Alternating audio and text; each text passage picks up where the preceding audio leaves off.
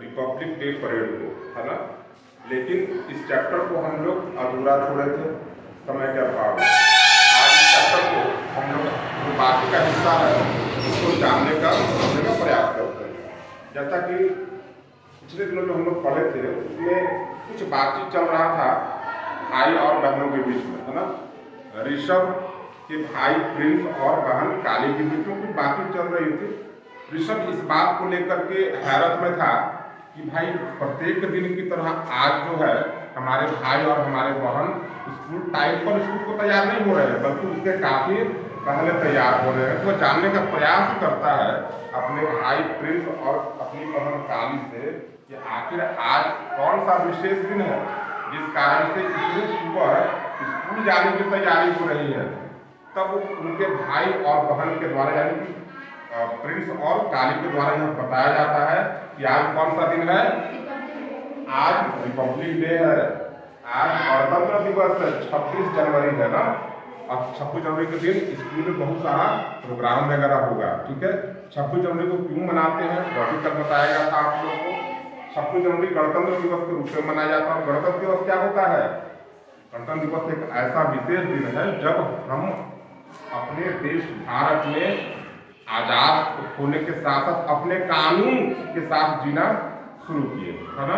यानी कि 26 जनवरी के दिन ही हमारे देश ने अपने बनाए कानून को यहाँ पर लागू किया है। क्लियर है? चलिए अब हम लोग आगे पढ़ते हैं। तब प्रिंस कहता है the India Gate is in New Delhi. India Gate कहाँ पर है? न्यू दिल्ली में है। Also there is a Red Fort, और इसके साथ साथ दिल्ली में लाल किला भी है। FORT, फोर्ट का मतलब किला, है ना। राजा महाराजा जहाँ रहते थे, ठीक है ना, सुरक्षा के दृष्टिकोण से इस जगह को बोलते हैं किला, ठीक है ना।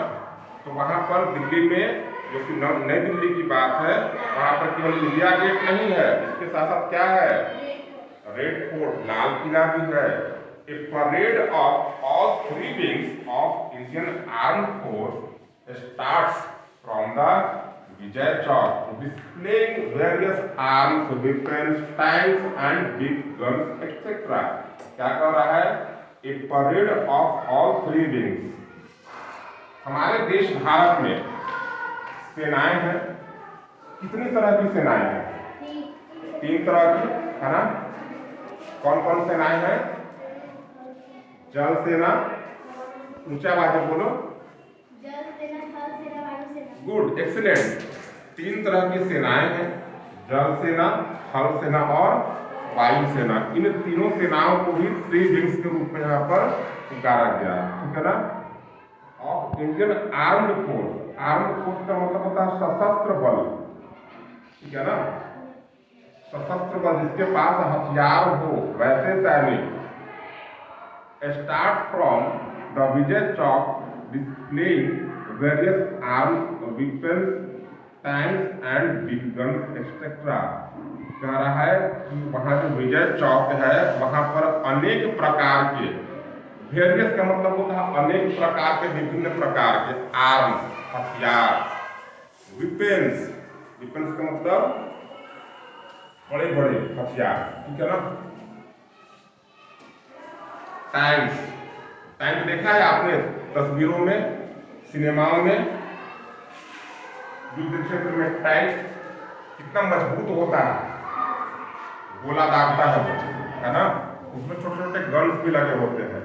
लेकिन टैंक की खूबी क्या है कि वह बहुत भारी होता है और बड़े बड़े गोलों को वह दागता है, जिससे दुश्मन का सफाया बड़ी तेजी से हो जाता है, ठीक है ना। एंड बिग गन्स, और बहुत बड़े बड़े गन्स वहां पर डिस्प्ले किए जाते हैं, दिखाए जाते हैं, ठीक है ना। Military band, NCC cadets, police also take part in the parade playing different tune. इसके साथ साथ जो मिलिट्री बैंड है, ठीक है ना, साथ साथ NCC के जो सैनिक छात्र हैं, ठीक है ना, NCC का सैनिक छात्र होता है, ठीक है, उन लोग भी और पुलिस भी वहां पर क्या कर रहे हैं, इस परेड में अपने अलग अलग धुनों के साथ में हिस्सा ले रहे हैं। ठीक है, तब ऋषभ कहता है does only parade take place there. तब ऋषभ के मन में क्या सवाल आया कि क्या वहां पर केवल परेड ही होता है? तो नहीं, परेड के अलावा भी कुछ होता होगा ना। अब देखें जवाब में क्या आता है। तब काली कहती है, काली कौन है? ऋषभ की बहन है ना। नो, नहीं, various states of the country also display झांकी related to their culture, tradition and progress. काली क्या करती है? नहीं, ऐसा नहीं है। Various states of our country, हमारा देश जो है वह अनेक राज्यों के मेल से बना है ना। इसलिए बताती है काली कि नहीं, ऐसी कोई बात नहीं है। अपने देश के बहुत सारे राज्य वहां पर विभिन्न प्रकार की झांकियों के द्वारा अपनी कल्चर, ट्रेडिशन और उन्नति को दर्शाते हैं। कल्चर का मतलब क्या होता है? संस्कृति। ट्रेडिशन का मतलब परंपरा, ठीक है ना। और प्रोग्रेस, उन्नति को दर्शाते हैं। झांकी क्या होता है? झांकी एक शब्द आ गया जब किसी छोटे से रूप में हम किसी बात को रखना चाहते हैं, ठीक है ना। जैसे कोई उत्सव है, कोई नृत्य है, ठीक है, और पूरे नृत्य को ना दिखा करके, उस पूरे उत्सव को ना दिखा करके जब उसका एक छोटा सा भाग को हम दर्शाते हैं ना दर्शकों के सामने, तब उसको बोलते हैं झांकी। क्या बोलते हैं? झांकी, ठीक है ना। तो वहां पर झांकी भी निकाले जाते हैं। This shows the existence of unity in diversity. यह क्या बतलाता है? यह बतलाता है किस चीज की मौजूदगी का? अनेकता में एकता के प्रतीक को यह दर्शाता है। यह जो झांकी है वह क्या दर्शाता है? अनेकता में एकता के भाव को दर्शाता है। Folk dances are also exhibited there by the students. और लोक नृत्य, फोक डांस का मतलब लोक नृत्य। फोक डांस का मतलब बताओ? लोक नृत्य, है ना। Folk dances are also exhibited. Folk dance भी वहां पर उपस्थापित किए जाते हैं, प्रदर्शित किए जाते हैं। किसके द्वारा? स्टूडेंट्स के द्वारा, छात्रों के द्वारा। चलिए आगे पढ़ते हैं। At the end of the event, और वह जो हमारा क्या था? इवेंट था, है ना, आयोजन था, उसके समाप्ति पर क्या होता है?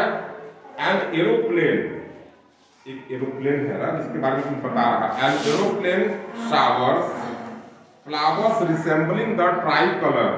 एक एरोप्लेन, बहुत सारा एरोप्लेन उड़ता है, और कैसे उड़ता है? वह विभिन्न प्रकार के फूलों को, रंगों को छोड़ता है, और देखें क्या बनाता है? Resembling the try colour. और क्या बतलाता है? तिरंगा को बनाता है। कहाँ? आसमान में। एरोप्लेन कहाँ उड़ते हैं? आसमान में।